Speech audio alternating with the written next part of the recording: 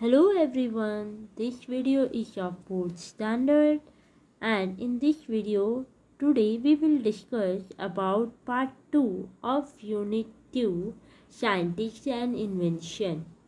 Part 1 of this chapter we have already discussed in the previous video and in this video we will discuss part 2 of unit 2 famous discoveries and inventions.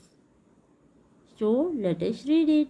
Archimedes was a Greek scientist. जो Archimedes था वो एक Greek scientist था। बच्चों Greek क्या होता है? Greek एक देश है, राइट? तो उसी का जो ग्रीक देश का जो साइंटिस्ट था वो कौन था? आर्किमेडिस। जैसे कि अगर हमारे इंडिया का कोई साइंटिस्ट होगा तो हम उसे क्या बुलाते हैं? इंडियंस बुलाते हैं, राइट? तो ऐसे ही वहाँ पे क्या बुलाते थे? ग्रीक साइंटिस्ट बुलाते थे। समझ में आया? He lived in Syracuse nearly 2000 years ago. यानी कि जो आर्किमेडिस था वो कहाँ पे रहता था? साइरकस में, राइट? 2000 साल पहले। तो ये कहानी 2000 साल पहले की है, okay? The king of the land wanted to wear a golden crown. एक राजा था, यानी कि the king एक राजा था, वो wanted to wear a golden crown. वो एक सोने का ताज पहनना चाहता था। क्राउन यानी कि मुकुट, ओके? तो जो राजा था उसको एक सोने का अच्छा सा मुकुट चाहिए था पहनने के लिए। He gave some gold to a goldsmith. और इसीलिए उसने अपने कुछ गोल्ड किसको दे दिए बच्चों? गोल्डस्मिथ को दे दिए। गोल्डस्मिथ क्या होता है बच्चों? सुनहार, राइट? जो सोने की चीज़ बनाता है उन्हें हम क्या कहते हैं? गोल्डस्मिथ। तो जो राजा है उसने अपने कुछ गोल्ड किसको दे दिए? गोल्डस्मिथ को दे दिए to make a suitable crown, ताकि वो राजा के जो सिर है उसके हिसाब से एक अच्छा सा सोने का मुकुट बना के उन्हें दे दे। आफ्टर अ फ्यू डेज, कुछ दिनों के बाद, the goldsmith came with the crown to the king. कुछ दिनों के बाद क्या हुआ बच्चों? जो गोल्ड स्मिथ था वो राजा के लिए जो ताज है, मुकुट है, वो बना के लेके आया और वो राजा को उन्होंने दे दिया। द क्राउन वॉज वेटेड, यानी कि जो क्राउन था उसमें क्या था? थोड़ा सा वेटेड था। वेटेड यानी कि थोड़ा सा हम कह सकते हैं थोड़ा सा भारी भारी था, right? The weight of the crown was equal to the gold given to the goldsmith by the king. यानी कि बच्चों जो वेट था, जो क्राउन था, जो मुकुट था, उसका जो वजन था वो एकदम इक्वल था। इक्वल किसके इक्वल था बच्चों? Gold given to the goldsmith by the king. जो किंग ने जो गोल्ड दिया था गोल्ड स्मिथ को, एकदम उसी के वजन के बराबर उसका जो राजा का जो मुकुट था वो भी था, सेम वजन का वो भी था। The king looked at the colour of the crown. और फिर जो राजा है वो जो मुकुट है उसका ध्यान से कलर देखने लगा। He suspected that the goldsmith had stolen some gold. और फिर ये देखकर उसने अनुमान लगाया। सस्पेक्टेड का मतलब क्या होता है? शक होना। उसे ये शक हुआ कि जो गोल्ड स्मिथ है उसने स्टॉलन सम गोल्ड, उसने राजा के कुछ जो गोल्ड है, जो सोना है, कुछ सोने को क्या कर लिया है? स्टॉलन। स्टॉलन यानी कि चोरी कर लिया है। But the king was not sure. पर किंग जो था वो श्योर नहीं था, एकदम वो पक्का पक्का नहीं कह सकता कि हाँ भाई कि जो गोल्ड स्मिथ है उसने सही में मेरे जो गोल्ड है उसको चुरा लिया है, क्योंकि किंग के पास कोई भी सबूत नहीं था। The king wanted to find out the truth, क्योंकि जो किंग था उसके पास कोई भी सबूत नहीं था। अब किसी को हम ऐसे ही तो नहीं कह सकते ना बिना सबूत के बच्चों। किसी को झूठा कहना विदाउट कोई सबूत के तो वो हो सकता है नहीं ना। तो ऐसे ही तो अब किंग को क्या चाहिए था? ट्रुथ चाहिए था। अब किंग किसको फाइंड आउट करने लगा? जो सच्चाई थी उसको फाइंड आउट करने लगा कि रियली में सच्चाई क्या है। क्या सही में गोल्ड स्मिथ ने मेरे जो सोना है, जो कॉइन है, गोल्ड कॉइन है, उनको चुरा लिया है, या फिर मैं ऐसे ही उनके बारे में गलत सोच रहा हूँ। तो ये सोचने लगे। He asked his court scientist Archimedes to find out। और फिर उसने ये जो पूरी जो कहानी है वो किसको सुनाई? साइंटिस्ट आर्किमेडिस को। आर्किमेडिस क्या था? एक साइंटिस्ट था, उसको सुनाई। द किंग सेड, उसने जो राजा है उसने बोला, find out how much gold has been stolen. कि आर्किमेडिस तुम्हें ये पता लगाना है कि जो मेरा गोल्ड है वो सही में कितना चोरी हुआ है। How to find out the truth. अब ये सोच के जो आर्किमेडिस था उसके माइंड में ये आया कि अब हम इसकी सच्चाई कैसे निकालें। Archimedes thought about the problem day and night. अब यही बात जो राजा ने उसके आगे रखी थी कि जो आर्किमेडिस है उसको इस बात का सबूत लेके आना, इस बात की सच्चाई निकालनी है कि क्या सही में जो गोल्डस्मिथ है उसने चोरी की है कि नहीं। अब यही बात जो आर्किमेडिस की दिन रात वो इसी के बारे में सोचने लगा। One day he was about to have his bath. एक दिन जब वो नहाने गया, बाथ यानी कि नहाने गया, but he was busy thinking. जब वो नहाने गया तभी भी वो बहुत ज़्यादा बिजी था। बिजी यानी कि वो उसी बारे में सोच रहा था। He did not notice the bath tub, और इसलिए उसने बाथ टब को नोटिस नहीं किया। अब बच्चों बाथ टब क्या होता है? वो टब जिसमें बैठ के हम नहाते हैं ना, उसे हम कहते हैं bathtub. The water in the bathtub was already full to the brim. अच्छा, अब ब्रिम क्या होता है बच्चों? जो ऊपर की जो सतह है। अब जैसे कि फॉर एग्जांपल जो बाथ टब था वो पूरी तरीके से भरा हुआ था। जो एकदम उसका ऊपर का लेवल होता है ना, जितना बाथ टब था वो पूरा का पूरा फुल भरा हुआ था, ऊपर तक भरा हुआ था। जब कोई भी चीज़ एकदम ऊपर तक भरी रहती है तब हम उसे कहते हैं brim, right. He slid into the bath tub, और जब उसने जैसे ही वो नहाने घुसा बाथ टब में तो स्लिड यानी कि स्लिप हो गया। जब वो स्लिप हुआ, immediately a large quantity of water flowed over the brim of the bathtub। जैसे ही वो नहाने गया, वो स्लिप हुआ बाथटब में, तो जो बाथटब का जो पानी था वो अचानक से सारा का सारा, आधे से ज़्यादा पानी जो है वो बाथटब के बाहर गिर गया। वाटर फ्लोड यानी कि बाहर आ गया, बाहर आके गिर गया। ही नोटिस दिस, और उसने ये सब चीज़ें क्या की? नोटिस की। Suddenly there was a flash in his mind. Flash यानी कि बत्ती, राइट। और ये देख के जो आर्किमेडिस था उसके दिमाग की बत्ती क्या हो गई? एकदम से खुल गई, right.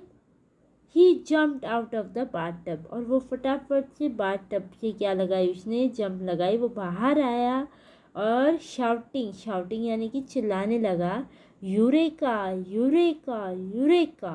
In Greek means I have found out. यानी कि बच्चों यूरेका का मतलब क्या होता है? ग्रीक भाषा के लोग इसे क्या कहते हैं? इसका मतलब क्या होता है यूरेका का? आई हैव फाउंड इट, कि मुझे सबूत मिल गया, मुझे सबूत मिल गया। वो ऐसे करके चिल्लाने लगा। दस इट वॉज फाउंड दैट, और उसने क्या फाइंड आउट किया बच्चों? Thus it was found that different metals of the same weight have different volume. कि जो डिफरेंट मेटल होते हैं बच्चों, हर एक अलग अलग मेटल की हर एक के अलग अलग क्या होते हैं? वेट होते हैं। समझ में आया? हैव डिफरेंट वॉल्यूम, और उनकी डिफरेंट क्या होती है? वॉल्यूम होती हैं। समझ में आया?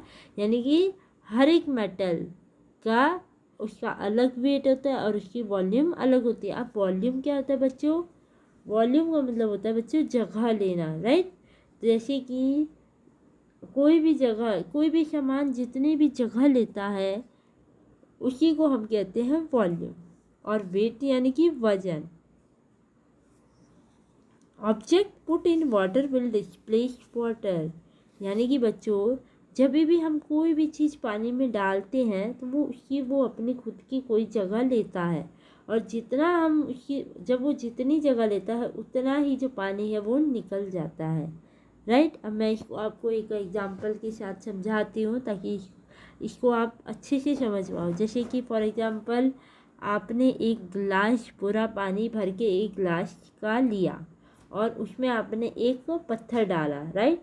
तो पत्थर ने जितनी जगह ली उस पानी में उतना ही पानी सिर्फ गिलास से क्या हो जाएगा, बाहर हो जाएगा, क्योंकि वो जगह किसने ले ली पानी की, पत्थर ने, राइट। तो जितनी जगह पत्थर ने ली है उतना ही पानी क्या हो जाएगा वहाँ से डिस्प्लेस यानी कि बाहर हो जाएगा, ठीक है। वो अपनी जगह क्या कर लेगा, चेंज कर लेगा। The displace water will be equal to their volume, ठीक है। और जितना भी पानी, जितना भी डिस्प्लेस जो वाटर है वो गया है, उतनी will be equal to their volume, वो उनकी वॉल्यूम के हिसाब से गया है। समझ में आया। तो बच्चों वॉल्यूम क्या होता है, जगह लेना। अभी मैंने आपको बताया, अभी एक जैसे कि फॉर एग्जांपल अभी मैं आपको फिर से एक बार अच्छे से समझा देती हूँ। जैसे कि आपको मैं एक और एग्जांपल देती हूँ, ठीक है। जैसे कि आपने एक बाल्टी ली, राइट। बाल्टी आपने फुल पूरी तरीके से पानी से भर दी, राइट। जब आप उसमें कोई भी बहुत बड़ा सा कुछ भी चीज़ डालोगे, ठीक है। फॉर एग्जांपल आप उसमें कपड़े धोने के लिए जो बड़े बड़े कंबल नहीं होते हैं, ठीक है। तो वो आपने जब वो कंबल डाला तो कंबल की जितनी जगह कंबल लेगा उतना ही पानी बाल्टी से क्या हो जाएगा, बाहर चला जाएगा। समझ में आ गया। तो इस हिसाब से जो आर्किमिडीज था उसने इस बात का सॉल्यूशन निकाला और बोला किंग को कि जितने भी सोने, जो किंग ने जितने भी सोने दिए थे गोल्डस्मिथ को, वो सारे सोने जो है आर्किमिडीज पानी में डालेगा, राइट। और जितना पानी निकलेगा, अगर उतना ही पानी जब जो किंग का जो मुकुट है वो जब पानी में डालेंगे, अगर उतना ही पानी तब निकलता है जितना कि पानी उस सोने की सिक्के डालने पे निकलता है, तो यानी कि गोल्डस्मिथ झूठ नहीं बोल रहा। और अगर पानी इक्वल नहीं निकलता दोनों डालने से, तो इससे हमें पता चल जाएगा कि जो गोल्डस्मिथ है उसने सही में जो राजा हैं उसके जो कॉइन है वो चुराए हैं। अब ये तो हमने आगे इसमें कुछ दिया नहीं है बच्चों कि आगे क्या हुआ, स्टोरी बस यहीं तक थी। ओके, तो हम इस स्टोरी को पढ़ के ये पता चल सकता है हमें कि जितना भी डिस्प्लेस वाटर हम करेंगे वो इक्वल होता है उनकी वॉल्यूम से। Okay, so now come to the next and activity 4 is given. Observe the picture on the previous page and narrate the Eureka story to your friend groups. Write approximately 7 sentences that convey the essence meaning of the story in the space below. इसमें बच्चों आपको क्या करना है, observe करना है picture. आपको एक पिक्चर दी गई है ना पीछे, देखो ये बाथ टब में यूरेका लिखा हुआ है। यूरेका का मतलब क्या होता है बच्चों, I have found it, right. Greek में इसका मतलब होता है मुझे सबूत मिल गया। तो ये पिक्चर को देख के आपको क्या करना है बच्चों, आपको इसके यूरेका की जो स्टोरी है वो आपको अपने फ्रेंड के साथ शेयर करनी है, राइट। अभी आपके फ्रेंड तो होंगे नहीं क्योंकि अब हम लोग स्कूल तो आते नहीं हैं, तो आपका फ्रेंड से कांटेक्ट भी नहीं होगा। तो ये जो एक्टिविटी है ये आपको घर पे बैठ के अकेले ही करनी है। और जब आपकी ये एक्टिविटी हो जाए तो आपको ये एक्टिविटी अपने जो पेरेंट्स हैं उनको दिखानी है कि आपने सही में सही सेंटेंस लिखे हैं कि नहीं। ओके, तो ये स्टोरी आपको डिस्कस करनी है, ये स्टोरी आपको बतानी है अपने ओन वर्ड्स में, ठीक है। आपको इस स्टोरी को पढ़ के क्या समझ में आया वो आपको अपने हिसाब से, अपने विचारों से अपने सेंटेंस बना के लिखना है एक्टिविटी नंबर 4 में। ओके, अगर आपको कोई डाउट है तो इसका जो आंसर है एक्टिविटी 4 का वो मैंने शायद वर्कशीट में ऑलरेडी लिख दिया गया है एक्टिविटी 4 का। अगर आपको फिर भी कोई डाउट है तो आप सीधे वर्कशीट देख सकते हो। Now come to the activity number 5, your curiosity check. Curiosity यानी कि जिज्ञासा, किसी चीज़ को जानने की इच्छा। Find the answer of the following question. You may refer to people, books or website or any other resources that you find to answer the question given below. बच्चों आपको क्या करना है, आपको कुछ क्वेश्चंस पूछे गए हैं नीचे, आपको ये क्वेश्चन के आंसर कहाँ से ढूंढने हैं, या तो आपको ये आंसर बुक से ढूंढने हैं, या फिर आप किसी से पूछ सकते हो, अपने पेरेंट्स से पूछ सकते हो, या फिर आप नेट से भी ये आंसर्स को ढूंढ सकते हो। ओके, और उन आंसर को ढूंढ के आपको नीचे दिए गए क्वेश्चन के नीचे आपको आंसर उनके लिखने हैं। ओके, जैसे हाउ आर पेंसिल मेड, जो पेंसिल है वो कैसे बनी, तो वो आपको अपने फ्रेंड से, अपने बुक से, या फिर अपने नेट के जरिए आपको इसका आंसर ढूंढना है और अपने ओन वर्ड्स में लिखना है। सेकंड है हाउ आर न्यूज़पेपर प्रिंटेड, जो न्यूज़पेपर है वो कैसे प्रिंट होते हैं, तो इसका आंसर भी आपको with the help of net you have to write this answer by yourself. Question 3 देखिए, why do we have antacid tablet और इनो और सोडा, हम ऐसे टैबलेट क्यों खाते हैं, लाइक इनो सोडा, क्या फ़ायदा है, क्यों खाते हैं, तो वो भी आपको आंसर नेट के जरिए आपको ढूंढ के लिखना है। अगर बच्चों आपको आंसर लिखने में कोई दिक्कत आती है तो इनके आंसर जो मेरे अकॉर्डिंगली, जो मैंने ढूंढे हैं अपने अकॉर्डिंगली, वो मैंने लिखे हैं, आप उनको सीधे सीधे रेफ़र कर सकते हो।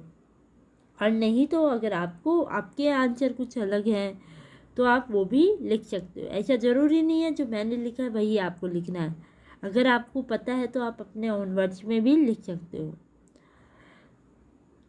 Today, there are many cartoons projected on television screens, websites, as well as books.